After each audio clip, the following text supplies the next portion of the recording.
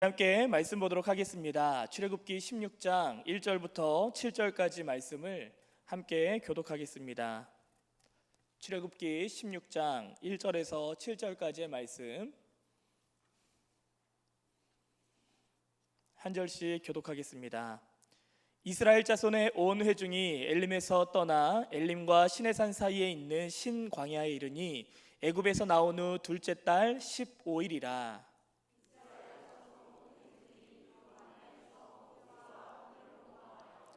이스라엘 자손이 그들에게 이르되 우리가 애굽 땅에서 고기 가마 곁에 앉아 있던 때와 떡을 배불리 먹던 때에 여호와의 손에 죽었더라면 좋았을 것을 너희가 이 광야로 우리를 인도해 내어 이 온 회중이 주려 죽게 하는도다.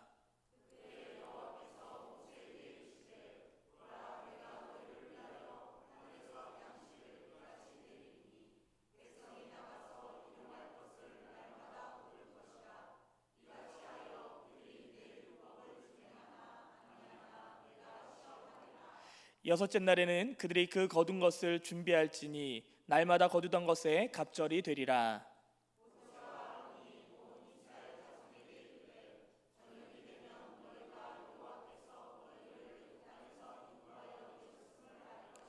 함께 있습니다.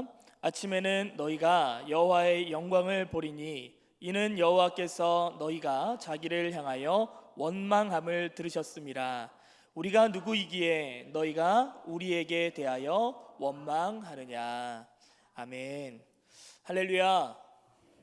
오늘 우리에게 주신 출애굽기 16장 1절로 7절의 말씀을 가지고 비같이 내리리니 라는 제목으로 말씀 나눌 때 말씀이 깨달아지는 은혜가 있으시기를 바랍니다.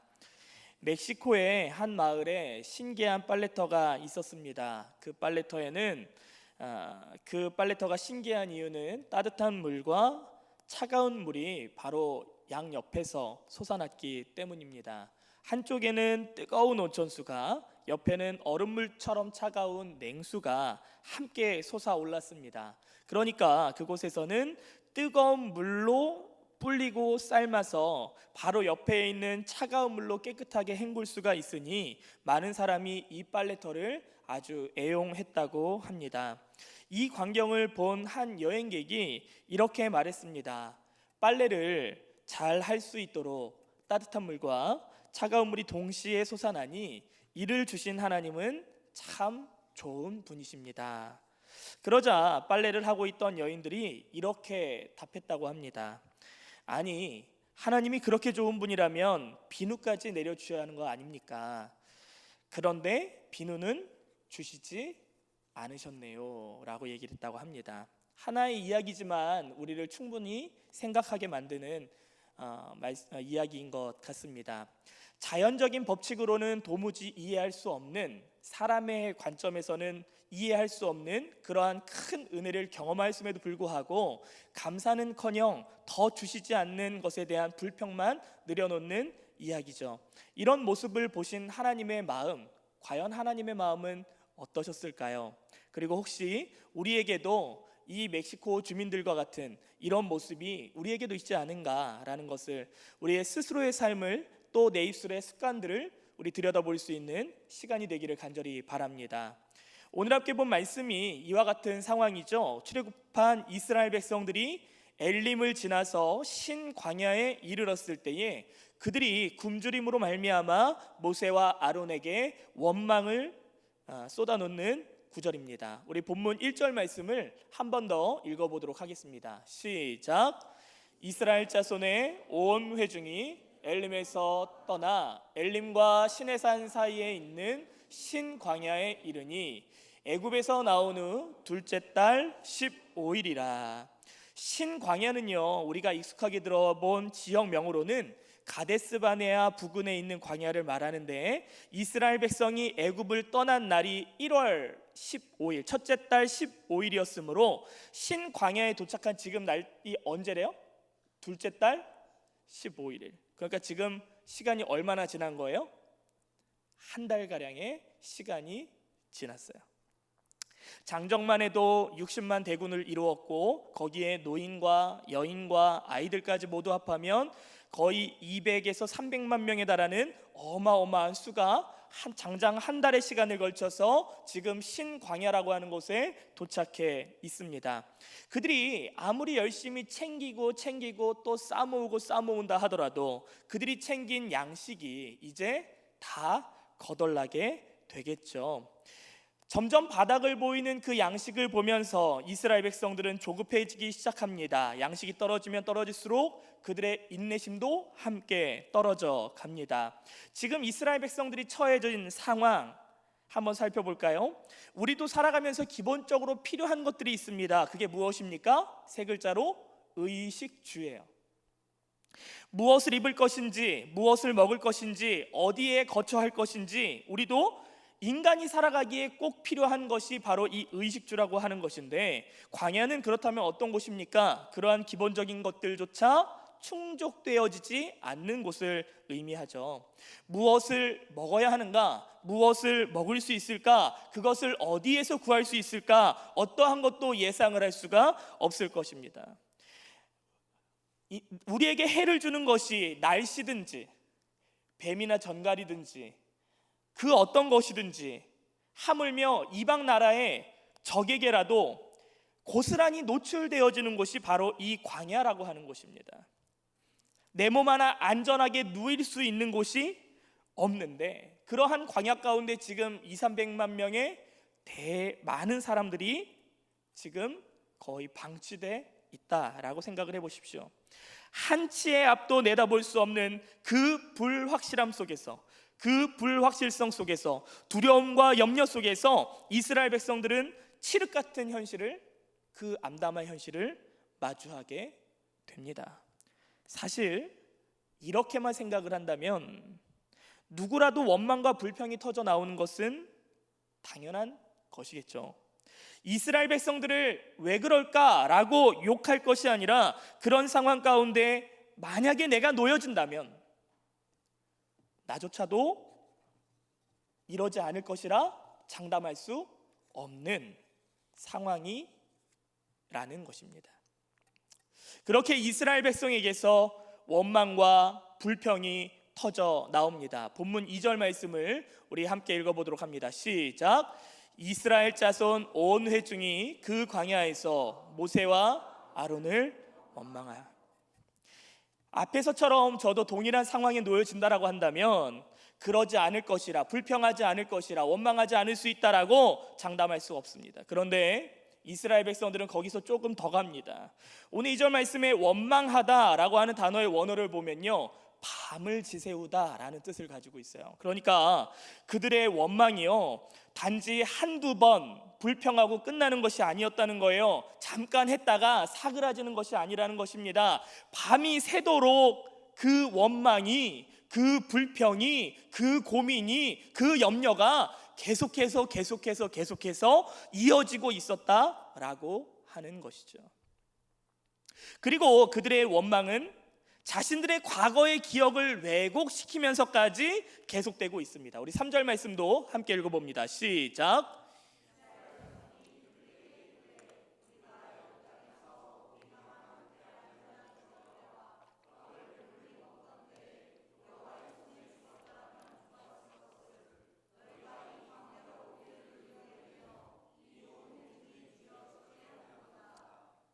여러분, 그들이 언제 고기가마 곁에 앉아 있었습니까? 고기가마 곁에 앉아 있었다 하더라도 그게 과연 종인 자신들을 위한 것일까요? 그런데도 지금 이스라엘 백성들은요, 과거 자신이 살아왔던 그 애굽 생활, 그 시간들을 과장하면서 지금 그 시절을 오히려 그리워하고 향수를 토로하는 이유는 무엇일까요? 정말 작더라도 그것이 자신들에게 주어져서 고기를 먹을 수 있었던 그 시절, 누추하더라도 자신들의 몸을 누일 수 있었던 그 시절, 짧더라도 마음 편히 정해진 시간 안에 눈을 붙이고 쉴 수 있었던 그 시절이 더 낫다라고, 지금 이들에게 예비된 가나안, 그리고 그들이 누릴 하나님의 축복은 전혀 알지 못하고 떠드는 한심한 소리에 불과하였다라고 하는 것입니다. 그리고 여기서 말하는 떡을 원어로 보면요, 먹을 만한 양식이다라는 의미예요. 그렇기 때문에 자신들이 애굽에서 사는 동안 그곳에서는 자신들이 먹을 만한 양식이 풍족했다라고 하는 것을 말합니다. 여러분, 종에게 풍족해봐야 얼마나 무엇이 그리 풍족할까요?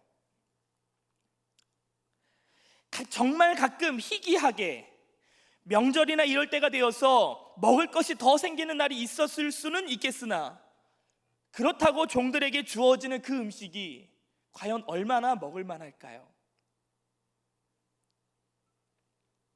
그렇게 자신들이 나고 자란 애굽에 대해서 자신들이 살아오면서 경험했던 그런 기억들을 과장시키면서까지 그들은 차라리 지금처럼 불확실한 이 광야라고 하는 것보다 무엇이라도 자신들에게 주어질 수 있는 그 애굽이 더 낫다고, 차라리 종으로서 살아가는 것이 더 낫다고 원망을, 불평을 하고 있다라고 하는 것입니다.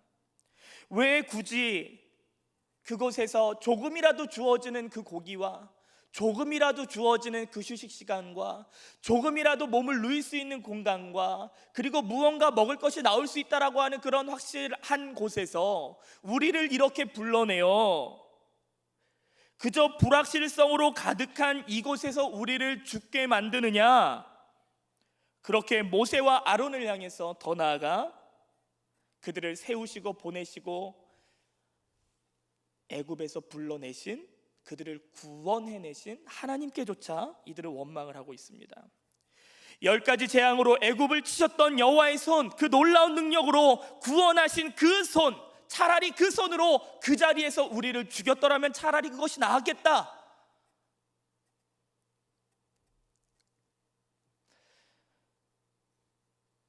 백번 천번 양보하고 양보하여 인간의 짧은 시선, 짧은 생각으로 이스라엘 백성들의 그 모습은요, 어찌 보면 우리들에게도 있을 수 있는, 우리들도 합리화시킬 수 있는 그런 이유와 핑계가 될 수 있지 않을까요?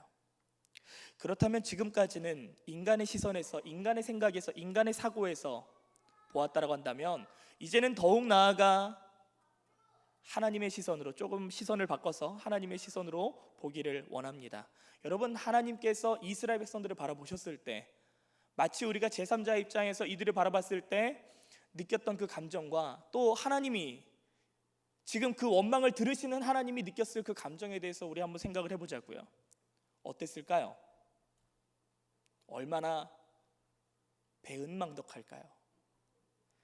하나님이 모세를 왜 준비하셨습니까? 하나님이 그들을 왜 구원하셨습니까? 하나님이 가나안을 왜 예비하셨고 지금 그들을 광야 가운데로 굳이 이끌어내신 이유가 무엇입니까? 출애굽기 3장 7절 말씀 화면을 참고하셔서 함께 읽으시길 바랍니다. 시작.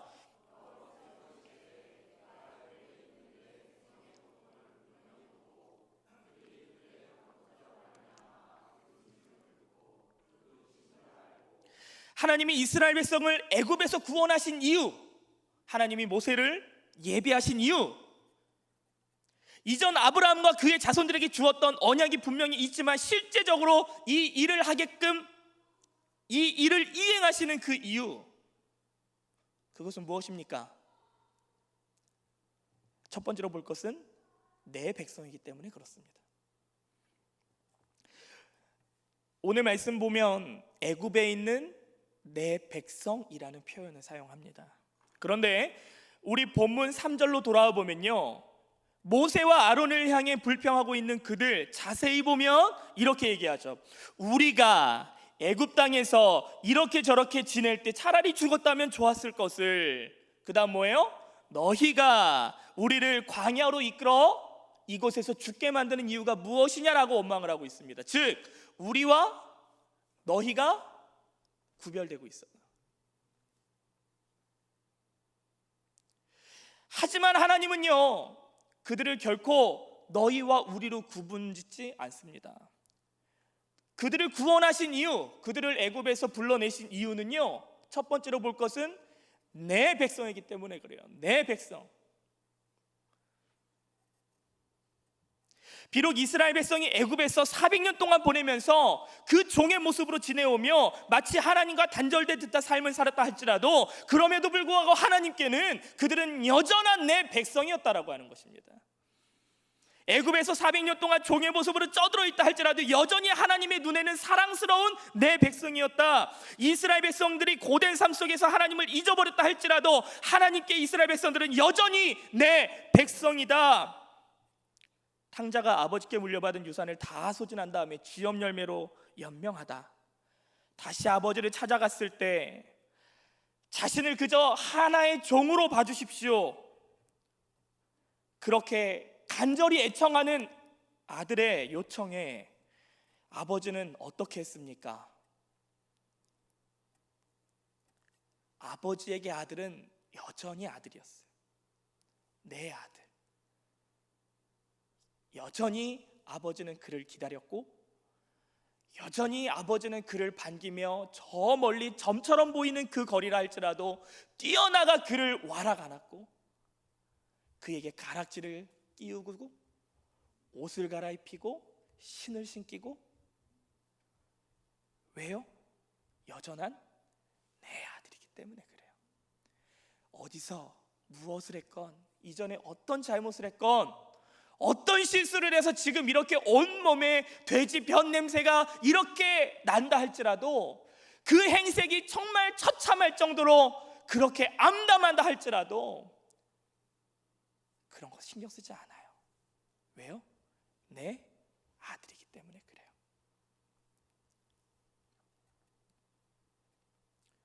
그랬기 때문에 이스라엘 백성들을 그렇게 여기셨기 때문에 하나님은요, 그들의 신음소리를 들으시고 그들의 아픈 상황을 보셨고 그들의 모든 상황을 알고 계신다. 그래서 모세를 준비시키시고 아론을 준비시키셔서 이스라엘 백성들을 구출해내실 그 계획을 가지셨고 이행하셨다라고 하는 것입니다. 그런 은혜가 지금 이스라엘 백성들에게 부어졌습니다. 그뿐입니까? 10가지 재앙을 애굽에 내리셨습니다. 이것은 그와 더불어 무엇을 보입니까? 이스라엘 백성들에게는 이러한 능력의 하나님을 보이셨습니다. 애굽에서 처음 난 것들이 다 죽어갈 때 정작 이스라엘 백성들에게는 유월절의 은혜를 입게 하십니다. 다 죽을 수밖에 없었지만 어린 양의 그 보배 피로 너희들은 생명을 얻었다 라고 하는 그 은혜를 그들은 이미 받았다라고 하는 것입니다. 벗어날 수 없을 것 같았던 그 애굽의 손에서 건져졌습니다. 광야를 가는 그들을 위해 낮에는 무더운 날씨에 이들이 지치지 않을까 애지중지하여 구름 기둥으로 그늘을 만드시고, 밤에는 추위에 덜덜 떨지 않을까 불기둥으로 따뜻하게 덮이셨던 분이 하나님이셨다라고 하는 것입니다. 그리고 그 구름 기둥과 불 기둥으로 그들이 길을 잃지 않도록 친히 인도하신 아버지 하나님, 백성 앞을 가로막는 홍해를 반으로 가르시고 마른 땅으로 건너게 하신 그 하나님, 그들의 뒤를 바짝 쫓아오던 애국 군대, 그들을 위해 그 물을 다시 흐르게 하셔서 그들을 이 애국 군대의 손에서 건져내신 하나님, 그들이 말아 있을 때에 물이 있어서 마시지 못할 때 한 나무에 가지를 던져 그 물을 달게 하셔서 이스라엘 백성들의 목을 축이셨던 그 하나님,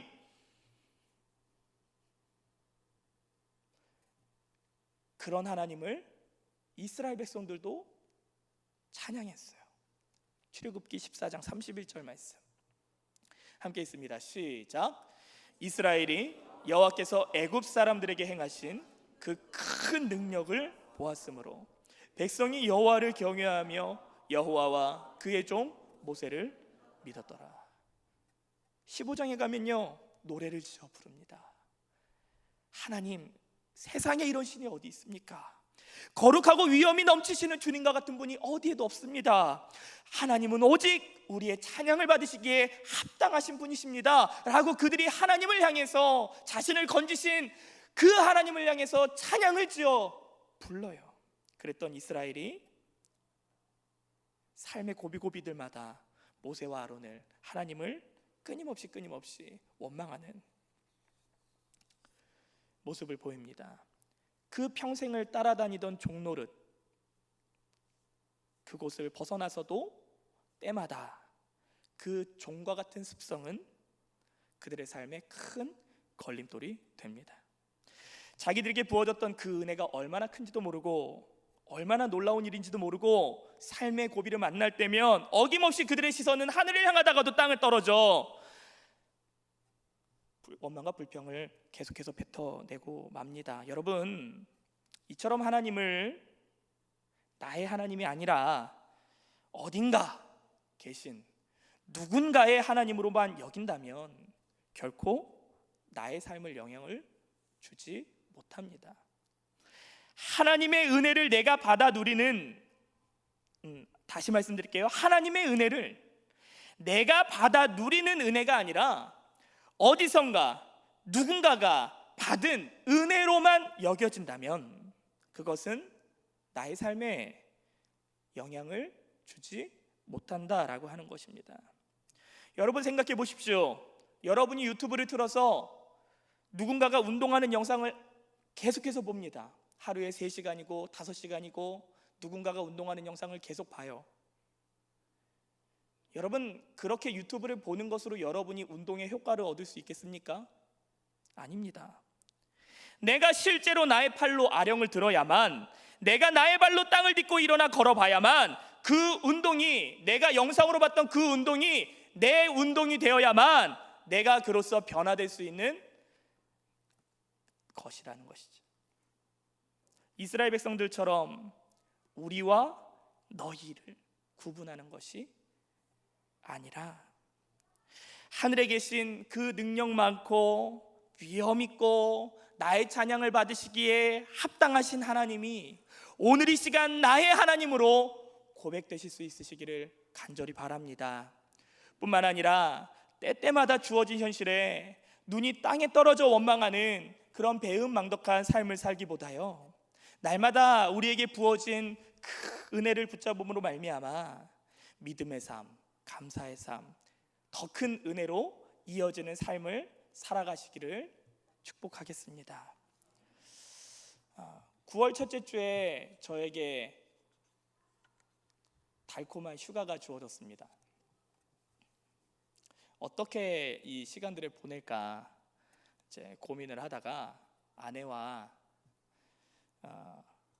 어디라고는 말씀드리지 않을게요. 비행기를 타고 갈 수 있는 국내 여행지로, 국내 관광지로 이제 휴가를 가게 되었습니다. 저는요, 여러분 MBTI 다 해보셔서 아시죠? 저는 마지막이 P예요. 그래서 매우 즉흥적입니다. 지금 당장이라도 짐을 싸서 출발할 수 있는 사람이에요. 그러나 저희 아내는요, J예요. 꼼꼼하고 일정도, 짐도 꼼꼼하게 해요.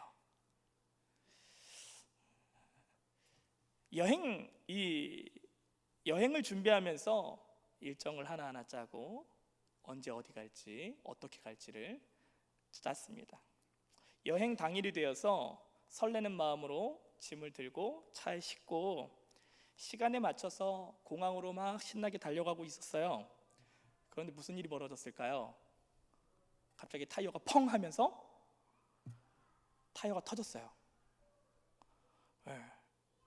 다행히 주변에 차는 없어서 큰 사고로 이어지지는 않았지만 이 타이어가 옆부분이 완전히 다 찢어져서 더 이상 주행을 할 수가 없는 상태였어요. 고속도로였기 때문에 이 레카차를 불러도 한 20분 정도 시간이 소요된다고 하더라고요. 어떤 마음이 들어요? 조급해지기 시작해요. 여유롭게 간 게 아니라 웬만하면 공항 갈 때는, 제가 보통 예전에 인천공항이나 김포공항을 갈 때는 시간을 훨씬 여유 있게 갔거든요. 근데 이 양양공항을 사용하고 나서는 마음에 여유가 생겼어요. 그래가지고 일정이 좀 빠듯하게 가도 이게 충분히 갈 수 있겠구나라는 생각이 들어서 그렇게 갔는데 가다가 그런 일이 벌어지니까 굉장히 이제 난처해지는 거예요. 고속도로 갓길에 차를 세우고 하염없이 레카를 기다리다가 이제 이런저런 생각이 들기 시작했습니다. 서로 놀라기도 했지만 서로가 각기 이제 말 없이 일정에 대해서 앞으로 우리는 어떻게 될 것인가, 우리는 어떻게 해야 되지? 여행 갈 수 있을까? 라는 그런 생각을 하고 있었어요. 계산을 합니다. 레카차 오는데 20분, 또 여기서 타이어 가게까지 얼마나 걸릴지 모르잖아요. 어디 있는지 모르니까. 그리고 타이어를 정비하면 대략 한 30분, 타이어가 있으면 다행인데 없으면 기하급수적으로 시간이 늘어나겠죠. 이런 생각들이 막 겹치고 겹치니까 머리가 막 아파지기 시작하는 거예요. 괜찮을까? 이번 휴가 망한 거 아니야? 약간 이런 생각들이 막 슬슬 피어 올라오기 시작했어요. 얼마나 시간이 지났을까? 문득 이제 그런 생각이 들었습니다. 불확실한 상황 속에서 내가 지금 고민한다고 뭐 하나라도 나아지나? 라는 생각을 했어요. 이미 사고에서 우리의 생명을 다 더 큰 사고로 이제 잊지 않고 안전하게 지켜주신 것만으로도 감사한 일인데, 여행을 못 가더라도 하나님 뜻이고 여행을 가게 되면 더욱 하나님의 영광이다 라고 하는 마음이 들어왔어요. 그리고 그렇게 마음을 먹고는요, 그렇게 생각을 하고 나니까 이 뭔가 몸에 힘도 좀 이제 빠지고 고개를 이제 그때 돼서 이렇게 딱 들게 됐거든요. 이제 고개를 드니까 어떤 광경이 보여요? 여전히 우리는 고속도로 위에요. 여전히 레카는 오지 않아요. 우리의 상황은 어떤 것도 나아진 게 없어요. 그런데 하늘을 보니까 이랬어요.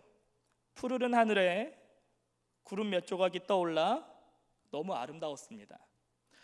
하늘에 뜬 태양볕에 몸이 따뜻하니 나른해졌고, 또 우리가 더울까 코끝을 간지럽히는 바람이 살랑살랑 불어 햇빛이 뜨거울까 나를 식혀주고 있었습니다.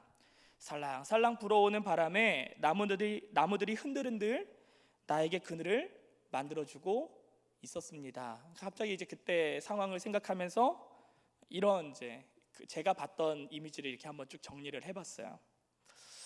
그리고 저도 모르는 사이에 제 입술에 이런 게 나오더라고요. 주 하나님 지으신 모든 세계 내 마음 속에 그리워볼 때 이런, 다 하려고 했는데 여기까지만 할게요.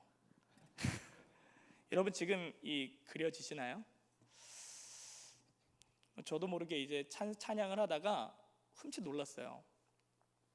그러면서 이제 아내의 눈치를 딱 봤거든요. 아내가 저를 굉장히 신기하게 쳐다보고 있었어요. 자칫 저희에게 주어진 사고 때문에, 이 꼬여진 일정 때문에 모든 휴가가 물거품이 될 수도 있었지만, 그럼에도 불구하고 원망과 불평이 아니라 지금 당장 터져 있는 이 타이어를 바라볼 것이 아니라 은혜를 붙잡으니까요, 더 큰 은혜가 찾아오더라고요. 이후 상황은요, 레카가 왔고 견인되어 타이어 가게로 가면서 이 자초지정을 어쩌다가 이런 일이 벌어졌는지를 자초지정을 쭉 설명을 했어요. 그랬더니 그 레카 사장님이요, 갑자기 전화기를 들고 전화를 해요. 그러더니 지금 당장 이 타이어니까 빨리 준비하라고, 얼른 가야 된다고 전화를 했고, 다행히 그 정비소가 IC에서 내려가지고 바로 앞에 있는 타이어 가게로 갔는데, 전화를 받은 사장님이요, 그 라인을 하나를 다 빼놨어요. 차들이 옆에 줄을 서 있고 이 사람들 휴가 가야 되니까, 이 사람들 이제 비행기가 머지 않았으니까 일단 라인 빼놓으라고, 그래가지고 라인을 빼놓고 저희는 바로 집어넣고 타이어 옆에 딱 놔져 있고 타이어를 바로 30분 만에 갈아가지고 저희는 정말 여유롭게 전혀 뛰지도 않고, 아니 갔더니 너무 감사한 게 뭐냐면, 공항을 딱 들어가서 주차장을 딱 들어갔는데 딱 그 횡단보도 바로 앞에 주차 자리가 하나가 딱 이렇게 있어요. 이게 그냥 누군가가 보기에는 운이 좋았다라고 할 수 있겠지만, 저희들은 계속 오며 가며 진짜 너무 감사하지 않아? 진짜 너무 은혜다 라고 그런 마음으로 이제 휴가를 떠날 수 있게 되었고요. 그러고 나서 정말 그 어느 때보다 더 감사하고 값진 휴가를 보낼 수가 있었어요. 왜요? 비가 와도 은혜예요. 여러분 그렇게 가보세요. 휴가를 그렇게 가면요, 사고 한 번 겪고 이제 그 은혜를 누리고 휴가를 가면요, 비가 와도 은혜예요. 날씨가 좋으면 더 은혜예요. 식당 문이 닫아도 은혜예요. 은혜를 붙잡으면 은혜가 이어지더라고요. 정말 너무 행복하게 휴가를 잘 보내고 안전하게 돌아와서 여러분들 앞에 또 설 수 있는 기회가 되었습니다. 여러분, 이 자리에 앉은 누구든요, 우리의 삶은 사실 다 광야 같습니다. 그 어떤 것도 우리의 삶을 보장해 주지 않고요, 우리는 언제나 변함없는 그 불확실함 속에서 살아갑니다. 하지만 우리의 염려가 미래를 바꿀 수 없고, 우리의 불안이 미래의 어떠한 것도 한 자라도 더할 수가 없습니다. 그런 상황이 주어질 때마다 이스라엘 백성들처럼, 그들의 입술의 습관처럼 그렇게 불평하시겠습니까? 원망하시겠습니까? 우리가 봐도 이 상아리만큼 변덕스러운 이 배은망덕한 이스라엘 백성들처럼 과연 혹시나 우리들도 그런 언어의 습관들로 그렇게 하나님을 원망하면서 살아가고 있지는 않을까요? 그럼에도 불구하고 신실하신 하나님은 400년이 지나 여전히 종으로 허덕이는 이스라엘 백성들을 잊지 않으셨고, 나의 백성이라 말씀하시며 또 우리의 소리에 귀 기울이시고 우리의 상황을 보셨으며 관심을 두고 계시사 모세와 아론을 준비시키셔서 아무리 원망이 쏟아져도 앞으로 굶주릴 이스라엘 백성들을 위해 만나와 메추라기를 준비하셨어요. 그냥이 아니라 비처럼 내리신대요. 여기서 이 비처럼 내린다라고 하는 거는요, 이전에 어디서 사용됐을까요? 애굽 백성들에게 재앙이 내려질 때 동일하게 쓰였던 표현이에요.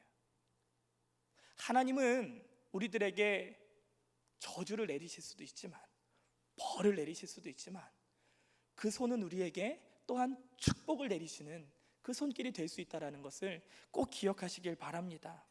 여러분, 오늘 말씀이 여러분들에게 한편의 도움닫기가 될 수 있었으면 좋겠어요. 여러분들이 수없이 많은 더 귀한 말씀 많이 들으셨을 텐데, 간절히 바라기는 그 은혜들을 기억하면서 이번 한 주 동안에는 우리가 정말 은혜를 붙잡고 살아가는 그런 시간이 되면 얼마나 좋을까요? 여러분, 우리가 감사일기를 쓰고 있습니다. 이제 머지 않았어요. 3주 정도 시간이 남아있는데 지금까지 못하셨더라도 괜찮습니다. 뭐 일기 몰아쓰듯이 그렇게 쓰지 마시고요, 오늘이라도 하루하루 감사를 찾아보시면 여러분 충분히 찾아낼 수 있을 것입니다. 오늘 아동부에서 이제 광고를 하다가 감사일기, 저희는 이제 감사한데이라고 이제 이름에서 쭉 써나가고 있거든요. 다 쓴 아이 있어? 그랬더니 한 친구가 딱 손을 들었어요. 저희는 여러분들처럼 100일을 못하고 저희는 딱 50일만 하거든요. 그런데 다 했대요. 지금까지 한 4, 5주 정도가 지나가는데 다 썼대요. 그동안에는 감사의 제목을 떠올릴 생각을 안 했으니까 이게 될까 안 될까를 몰랐는데 찾다 보니까 찾아지더래요. 여러분, 하나님은 우리의 필요를 다 하시고 채우시고 풍성한 삶으로 반드시 우리를 인도하실 것입니다.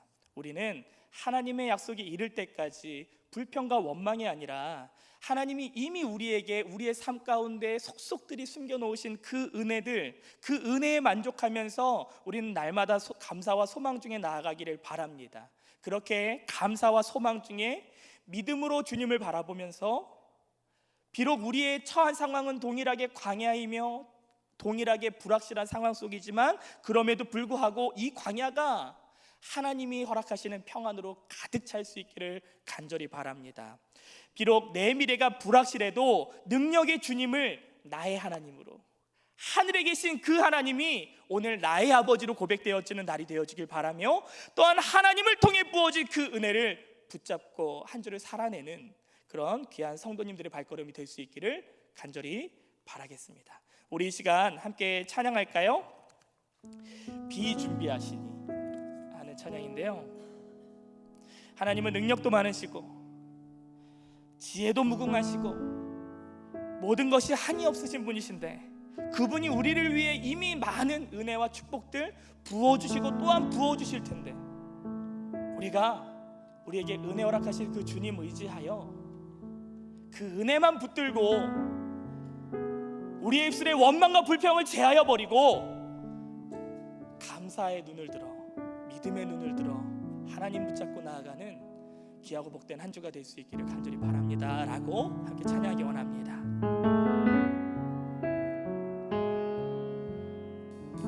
우리 주는 위대하며 우리 주는 위대하며 능력이 많으시도다. 그의 지혜 무궁하며 능자는 영원하도다. 상한 자들 고치시며 상한 자들 고치시며 상처를 싸매시도다. 별들의 수를 세시며 이름을 붙이셨도다.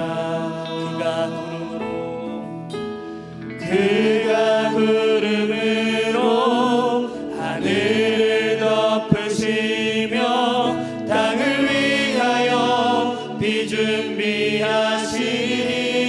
예루살렘아 예루살렘아 여호와를 찬송할지어다. 내 하나님을 감사함으로 그 앞에 나가며 주님께 앞에 경배. 그가 구름으로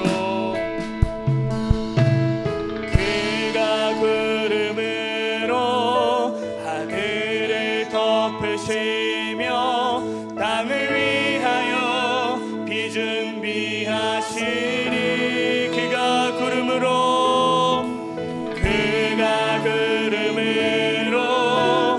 하늘을 덮으시며 땅을 위하여 비 준비하시니. 그가 구름으로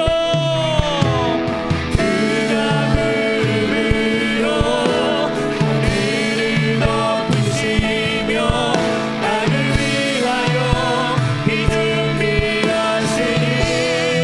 그가 구름으로